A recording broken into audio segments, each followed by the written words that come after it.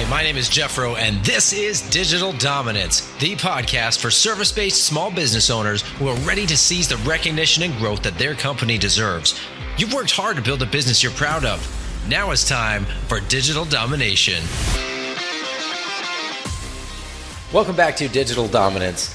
Have you ever considered how building the right connections or even writing a book could completely transform your business? Well, Devin Sizemore has built his career helping professionals unlock the power of relationships and establish themselves as ultimate authorities in their industries.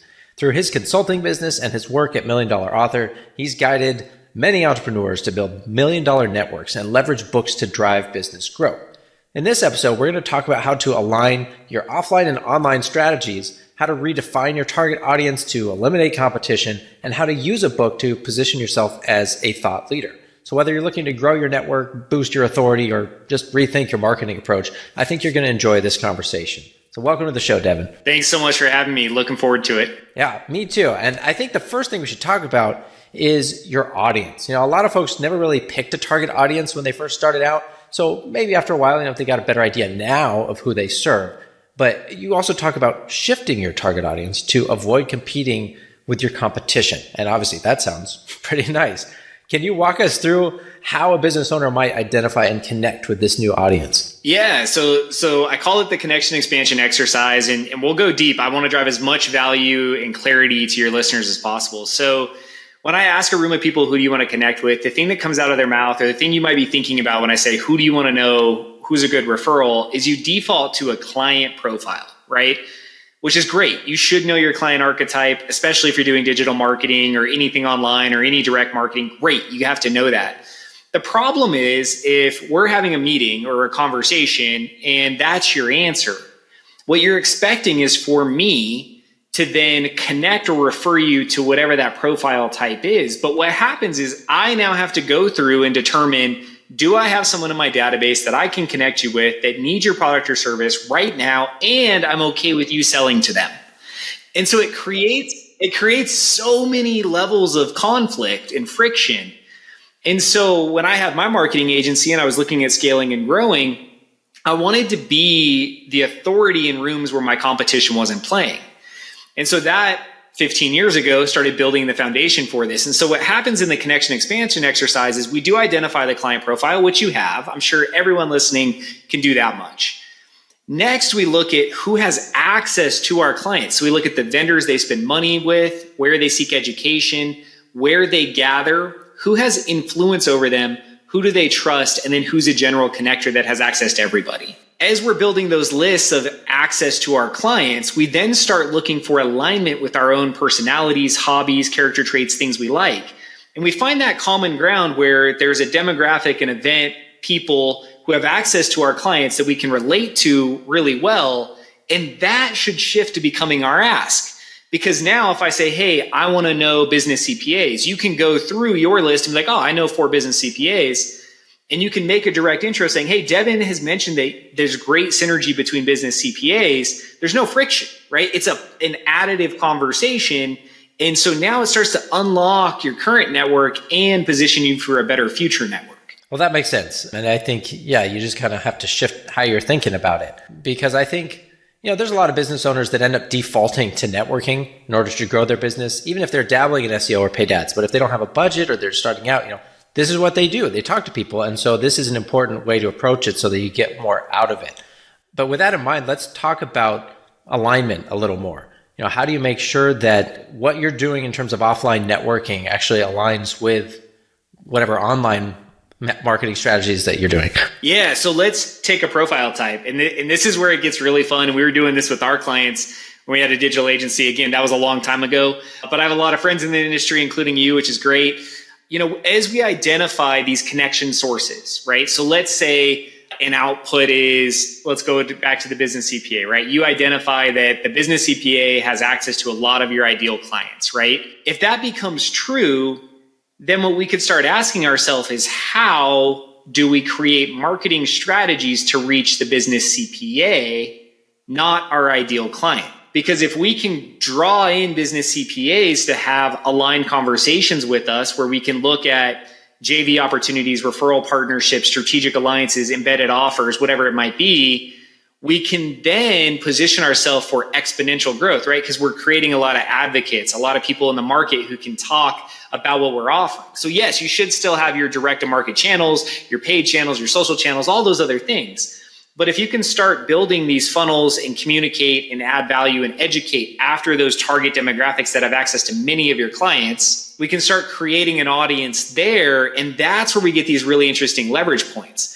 But agencies aren't going to play there because they don't understand why you would want to target these people who aren't your clients. And you probably don't understand that either.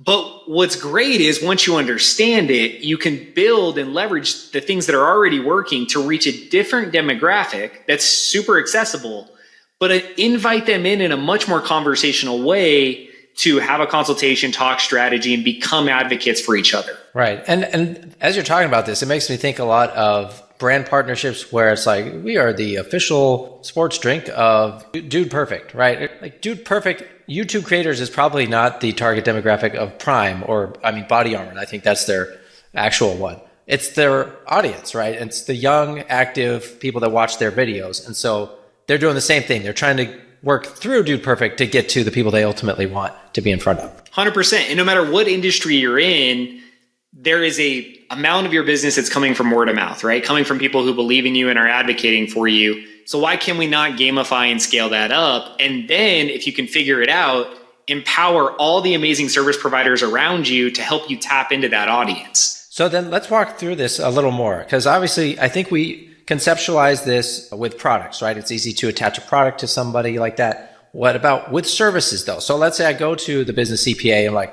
hey, I want to be your official website partner. Are you going to put me in front of all your clients somehow and on your invoices and like, thanks to FroBro for being our website partner? How does that actually work? Yeah, so let me give you some real case studies, right? And we'll default to industries that maybe your listeners can relate to, right?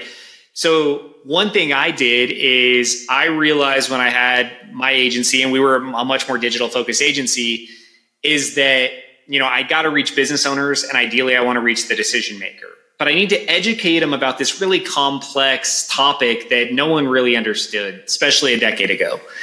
And so I went to local credit unions that I had good relationships with, and I talked to them about, hey, who are you trying to reach? They're like, oh, business owners. Okay, so we're aligned that we both want to reach business owners that are decision makers. I said, well, I love providing education. Why don't we host a monthly event where you invite your business members to get educated on websites, social media, SEO, conversion rates, bounce rates, all of the lingo and stuff. I'll sponsor it. I'll pay for the food and I'll provide the education, but you fill the room. And you can invite people from the community, right? So you can get some new potential members in.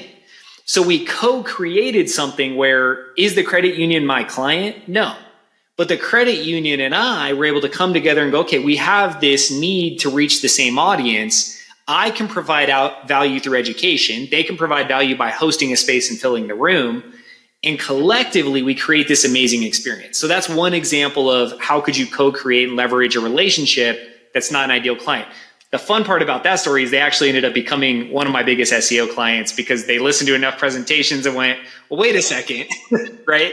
But another example, we did a lot in the childcare industry. And so we reached out to the coaches, so the top coaches that coach childcare business owners, right, on how to grow and scale their business. And I went to the coaches and said, hey, it seems like this is who you're targeting. Great. This is what I provide. So that's just an overview of service. And we've had a lot of success in this industry. Let me show you some examples, right? And we talked through it. Hey, we would love to work with you to help optimize what you're doing. And in turn, we'd love to plug into your events, into your podcasts, into your interviews, whatever it might be, so that we can be an aligned partner. And so over time, we earn trust. And what happens is we end up at their trade shows as the only exhibitor selling what we do because our relationship's so good, they won't even let a competitor in the room. So that's where you become the authority in a room of ideal clients with no competition. And so with that last example, any vertical niche that you're looking at going, that's a great client type for me. Who's the coach that influences them and can you get to them? And if you can get to them, then we can co-create content. We can collaborate. We could find ways to add value through books, right? We haven't even got to books yet, but I just ordered 400 books to give away at events as an added value alignment with the people I'm partnering with. So there's a few examples for you. Awesome. That's really helpful. And thank you for that. I hope you guys at home are taking notes because I know the wheels are turning in my head already. So let's talk about books since you brought that up. I know you got a lot of expertise in helping professionals write books. Can you just expand on the role of a book when it comes to establishing someone as the ultimate authority in their field? Yeah. So this is one of those things where I think we all, hindsight's 2020. I wish we all could go back and do something different. I wish I had written a book 10 years ago. Having worked with over 60 authors last year on writing their book, implementing it, and seeing an ROI, I then became a client, right? So I wrote my own book. So when we talk about books, I can talk about it from having my own and what I'm seeing, but also from what 60 plus clients are doing. The interesting part about books is they're not all equal. And this is really, really important. There are pamphlet books and ebooks. I would put those in the same bucket, right? We're probably all used to that, right? You opt in, you get some sort of short, maybe a white paper style, under 20 page something.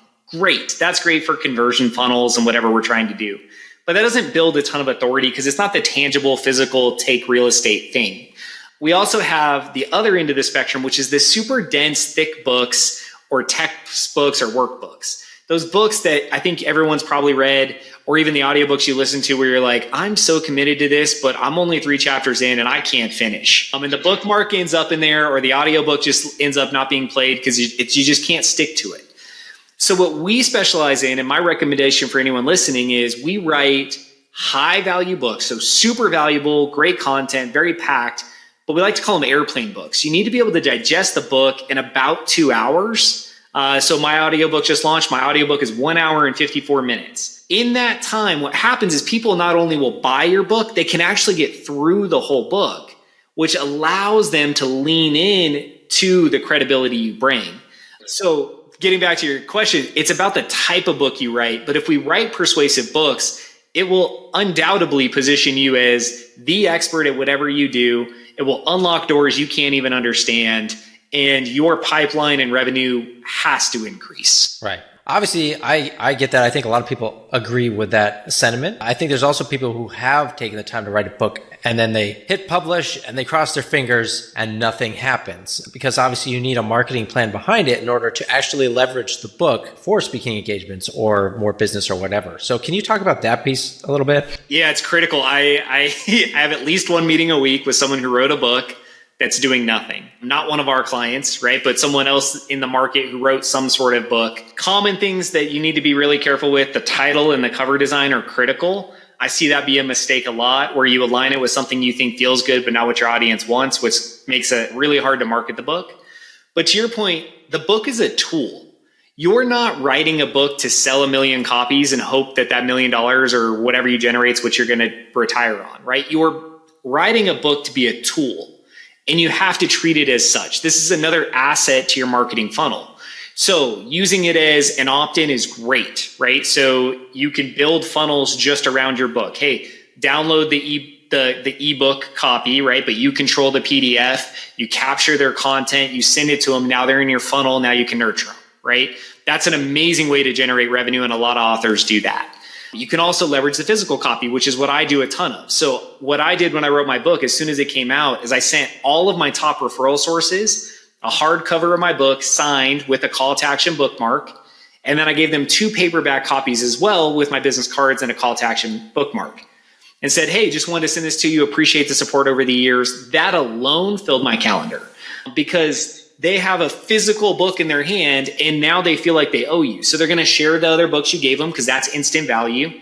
And right, the people who get those books then reach out.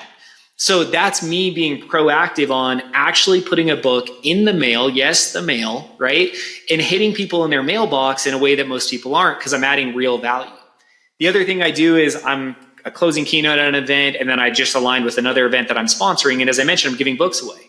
So everyone attending the event is going to get a copy of my book with a call to action bookmark in it, teasing whatever I'm trying to promote. So I'm adding value because they get a book that they perceive has a $15 value, right? So there's real tangible value with a call to action, and now it's sticky. When's the last time you threw a book away? When's the last time you actually went to a trash can? You didn't, right? Books don't, they take real estate. They end up on the bookshelf, on your nightstand, on a desk, and at some point they'll engage with it. And that'll be that memory hook that like, oh yeah, that's right, Devin is the expert on that thing. So you have to use it as a tool. We have dozens and dozens of strategies. You've got to use them. And you got to find the ones that are working. You got to A/B test it just like you're doing with all your other marketing. But it can unlock things that, again, maybe some of these other things you're trying are stuck. I like that glimpse into what's possible, right? If you do it the right way and use it as a tool. Let's talk about the front end though, because some of these people you said already did the work of writing a book. What about the people that have just been too busy to sit down and write a book? Maybe they've got the knowledge or expertise, but they just will never get around to it. How do you help them actually get a book made? Yeah, it's another huge problem, right? I would say 4 out of 5 people and 4 out of 5 listeners here probably want to write or thought about writing a book, or someone's told them you have an amazing story or you should share what you do.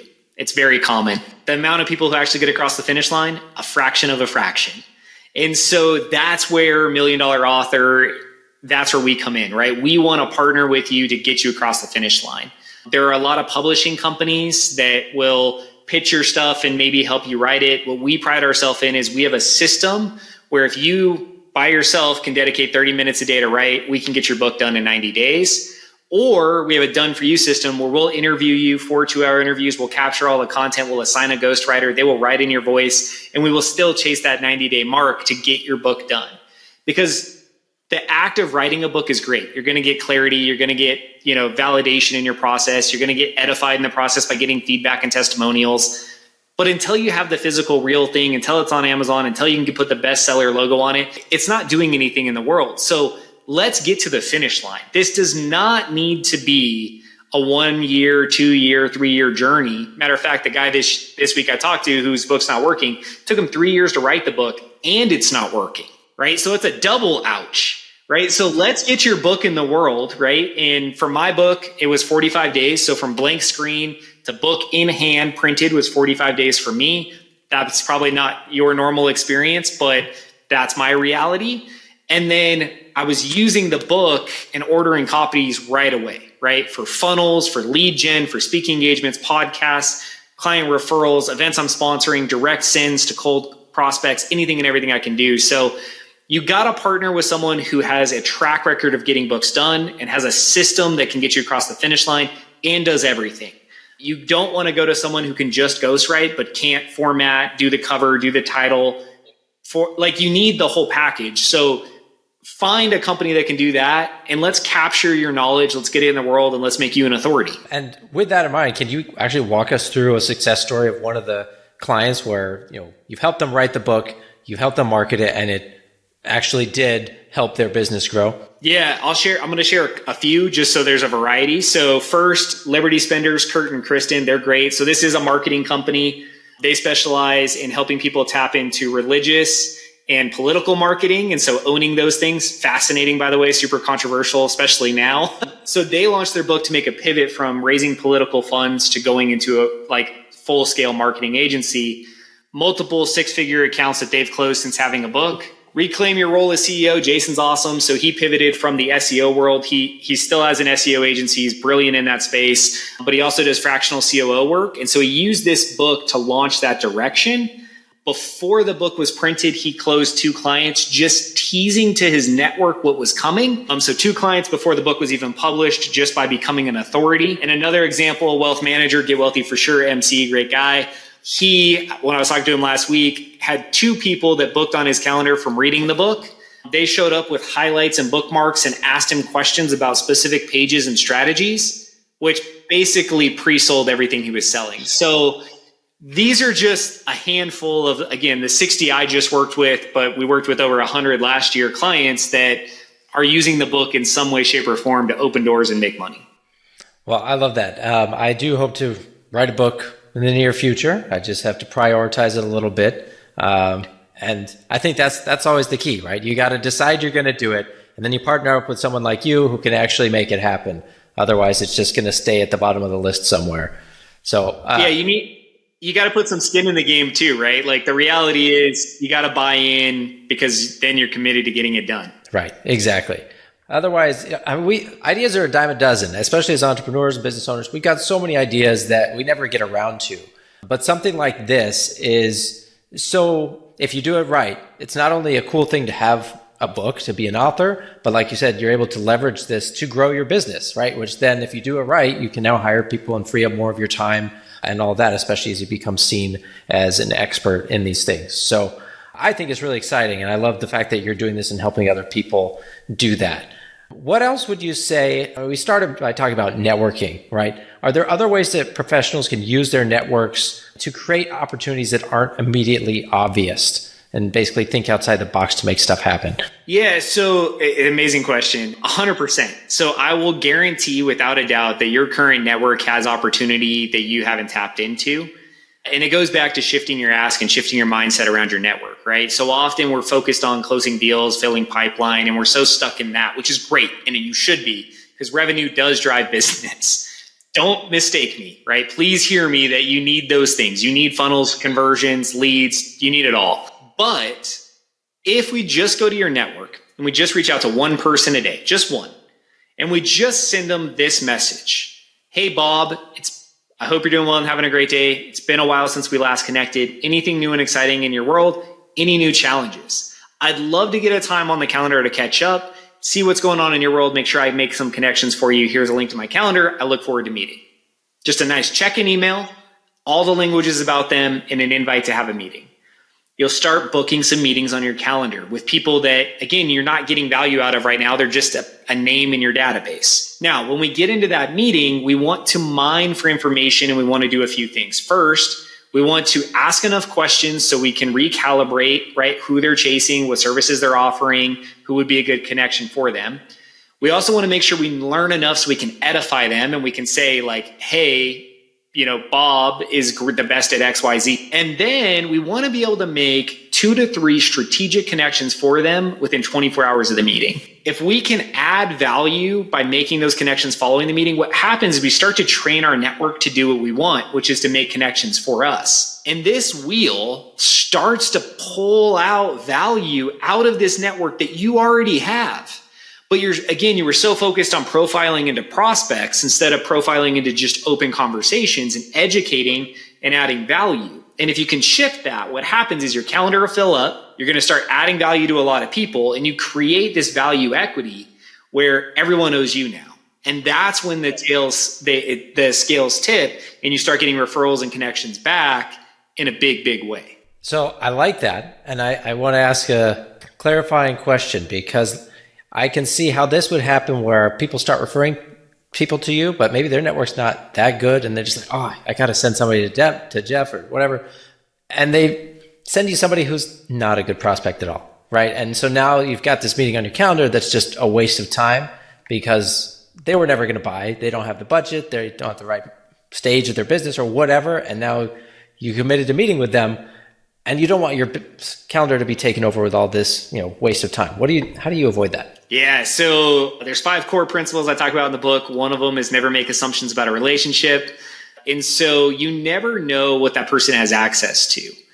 And so my challenge is if the meeting feels like a total dud is to ask more and better questions, right? How deep can we go so that I can mine for it? What does their spouse do? What does their family do? What does their friend circle? What organizations are they a part of? So you have to become truly curious about the people you're meeting so you can find the opportunity, even if they can't find it themselves, right? Even if they're sitting in the room going, I have no clue how to help you, Devin. Great, right? I'm going to ask enough questions to figure it out. And then my ask is always around where I think there's potential, right? So, hey, I want more speaking engagements, podcasts, whatever it might be. I'm going to ask for things that I think this person's equipped to actually help me with. Right? Yes, if they're going to buy, I'm going to start moving them down a pipeline funnel. I'm going to do calls to action and close them, right? But if there's nothing else that comes out of it, I'm going to position my ask to mine for the best information I can. And then I'm going to trust the law of numbers, right? I'm going to continue to stick to the plan, add value, and stay curious. And you'll be amazed what happens. Just this week alone, private invite to sponsor an event that has no sponsors. That's interesting. Because now you're the only voice of authority, right? Podcast invite for a podcast that doesn't book. Like you can't get onto it. Matter of fact, most people pay to be on it. Invite to a private mastermind that's sold out, but they gave us a spot. JV partnership to a JV list that typically pays, but for some reason we're not paying. Like these are all real outcomes from meetings that I had no idea what the outcome would or would not be. So you got to take the meeting and stay curious and then play the game, right? Like how do I make and find value here, and how do I add value? Yeah, no, I love that, because you can't have the short-term focus on either this is a customer or it's not, and then you check out. No person is a dead end is another way I would put this, right? And yeah, if you're thinking long-term, then you can of course afford to be curious about this person, not knowing where it will lead, because you don't have that arbitrary deadline in your head of like getting something out of this person tomorrow, right? So yeah, let me share one real quick for you. Ask the next question. This is fun. So the book client I met with this week, IT company in New Jersey, wrote a book, right? That's not performing. That is a 7-layer deep referral. That is a direct client referral, right? But I actually traced it back. I'll record a video on it because it was fascinating. I was like, I want to see how many layers of connections there are here. And it was 7 before the direct person I knew. So they introduced me to someone who introduced me to someone who introduced me to someone who introduced me to someone who introduced someone who referred me to this ideal client. Now, there is stuff happening with all of those other people, but sometimes it takes that many before you get that hot to close, ready position prospect. And I'll play that game because I'll play it longer than you, which means I'll outcompete you and I'll end up in rooms that you're not in. Well, Devin, this is awesome. I love how excited you are about networking. It makes me get more excited about it and want to kind of start booking more meetings and referring more people and things. So I appreciate you coming on the show and sharing this background and all these ideas for how we can get more out of our networks and help more people at the same time. So I hope some of our listeners are going to be doing the same thing. And you guys at home, if you want to connect with Devin or maybe even get help with your book, his links will be in the show notes. So definitely check that out and connect with him. One last question for you, Devin, before I let you go. For small business owners who may not have the budget to hire a consultant for a book or any piece to help them grow, what would be your bit of advice for them that they can implement today to strengthen their networking or marketing efforts? Yeah, it's a great question because yes, it is an investment, right? But we all want the cheat code and the short strategy and things that work. Authority through content works no matter what strategy you're using. So if you're comfortable hitting record, right? Record some content because that will help and start to position you as an authority. If you don't want to do that, then write some content. If you don't want to write, then tap into the million AI tools that are out there to help generate added value content to position you as an authority, and focus on solving problems. One thing you can do right now is open your social feed on whatever social platform you're on and look for people who are asking questions. Right? What are they asking for? What solutions do they need? Start solving those problems. Tag other people in your network, share links in podcasts that might provide value, recommend a book to them. Just that activity alone will start to rewire your mind to look for all these opportunities to add value. That costs you nothing, but it starts to make people in your network aware of you, brings you back to top of mind, and starts to show them, hey, that guy knows people or that gal knows people. They're going to add value. All the stuff we just talked about, you can do for free. You just have to commit to do it and then stick with it because nothing happens overnight. All of these relationship or authority building strategies take time. So commit to it now, give it at least 90 days and see if it's changed your mindset or it's opened some doors for you. Yeah, no, I love that because networking is not about sitting back and waiting for the value to come to you. It's about being active and going out and providing value to others proactively. So I think that's a great place for us to end today. Thanks again, Devin, for being here. Thanks to all you guys for listening. Keep thinking outside the box, and I'll see you back here next time for Digital Dominance. Take care. Thanks for tuning in to the Digital Dominance Podcast. This show is brought to you by FroBro.com. If you are a B2B service provider and you're ready to transform your website into a high-converting, lead-generating sales tool, go to FroBro.com/revive to learn more.